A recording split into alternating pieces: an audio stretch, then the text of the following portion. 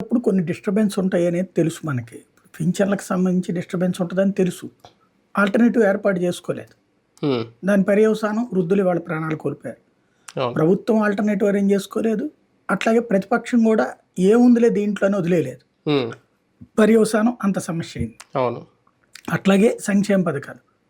ఖచ్చితంగా ఎన్నికలప్పుడు ఆపుతారని తెలుసు. హ్మ్. తెలిసినప్పుడు ముందే ఇచ్చేయచ్చు కదా!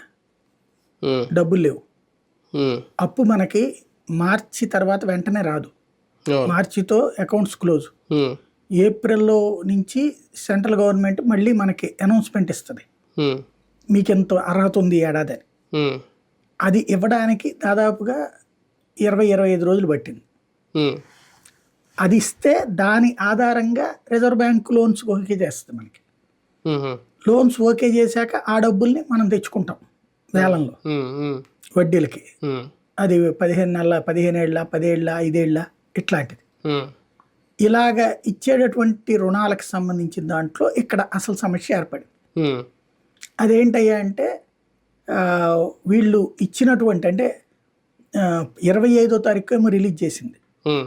అప్పుడు డబ్బులు అడిగారు. హ్మ్. మంగళవారం మాత్రం వేలం ఉంటుంది. అప్పుడు 1000 కోట్లు, 2000 కోట్లు ఇట్లాగే వేస్తారు. 4000 కోట్లు అట్లాగే. దాంతో అప్పటికి వీళ్ళకి వర్కౌట్ కాల. లేట్ అయిపోయింది.